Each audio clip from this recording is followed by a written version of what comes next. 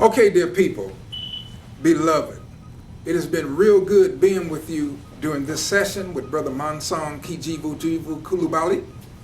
Yes, that's an African name. I wasn't born with that name. My mother chose that name 36 years ago, trying to get back to black. The African is the black man and woman, and the black man and woman is the African. We are global people, y'all. We're not Negroes or black Americans in that way. Anyway, I'm going to use this last 5 minutes to just point y'all to some sources where you can go. Some of the books that you need to get, and this is for some of the students and some of the people who have been to college and so forth. Get this book by Dr. Amos Wilson. It's called Blueprint for Black Power. We got to do a think tank on this book, Blueprint for Black Power by Dr. Amos Wilson. He's a renowned clinical psychologist and historian and political scientist. Also get the books by Kwame Nkrumah. He wrote Africa Must Unite.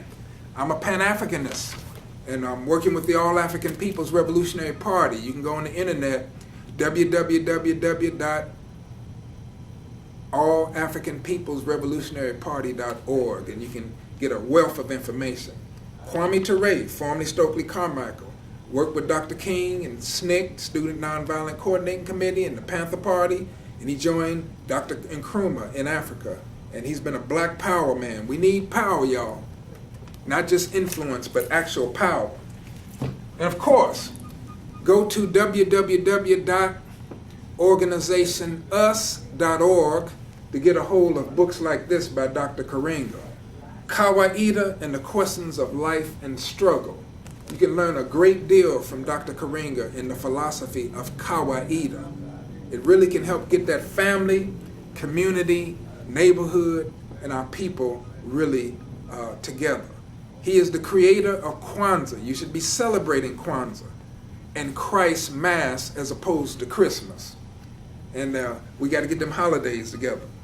I wanted to let you know that on the first video I did on YouTube, I mentioned that I was writing my narrative. And Brother Mark Sims indicated that he thought I should change the title. Well, I did take his advice. It was originally the autobiography of Mansong Kulubally. But now the original title will be Keep On Pushing, because that signifies my life.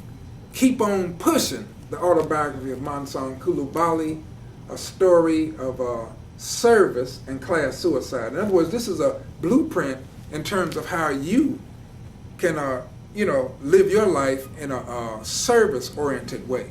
That's what I've basically been doing. And hopefully I'll be coming out with this in book form at some point next year, hopefully. I also would invite y'all to call me because I have a number of educational products that parents get from me, people in the community get from me. I have DVDs of some of my presentations. This one is a 3-hour DVD, and I'm in various venues on this DVD, classrooms via the Black Star Project.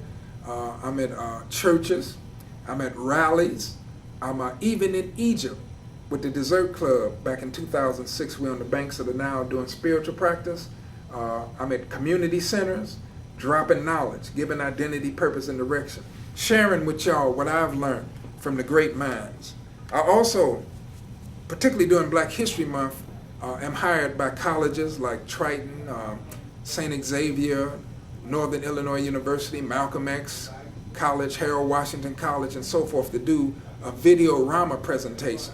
And I have a 2-part DVD that I designed just for you in the homes. You know, parents, if you get this, you gather all your family around and put this in, and I guarantee you, y'all come away with greater understanding of black studies, greater knowledge, wisdom, and understanding, because you'll be at the movies, because I use footage from 14, 17 different videos in a variety of cultural arenas to educate our people and get them right-minded. Then, of course, I have another DVD of me, 2 hours long. I'm on Mark Sims' Viewpoint with Mark Sims cable TV show, and I'm showing a lot of things on that show. And I'm also down in Jacksonville, Florida in 1987, looking a little different, of course, dealing with the question, is the revolution over? That was on public TV in Jacksonville, Florida.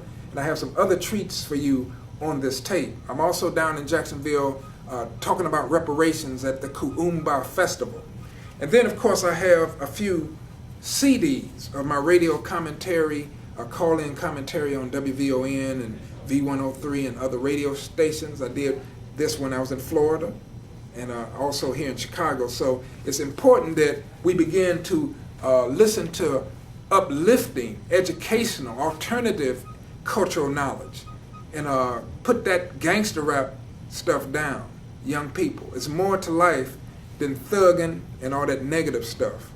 We got positive rappers that y'all need to plug into. And I definitely have products for you to get. So even though we're catching hell, y'all, as a people, we understand that we got to get it together. We understand that we're on the move, but not in sufficient enough numbers. We need you, and yes, you in the audience to join the positive forces in this community, in society, and in this world. Don't be a part of the problem. We need you to be a part of the solution. We need to stop acting out. We need to stop, as Dr. Claude Anderson, all the inappropriate behavior, all the cursing and disrespect to elders, and disrespect to the little babies, and traumatizing them with our language. Words do hurt, y'all. We got to show each other more love. We got to get more back into our spirituality. We got to break the monopoly that the oppressor group has on black minds. And you have to do that with alternative knowledge, alternative wisdom, alternative understanding. We are not the stepchildren of the world, as Dr. Karenga is fond of saying. We are the original builders of the first civilizations. I've been to Kemet, which many of y'all know as Egypt. I've seen the pyramids. I've seen the great temples.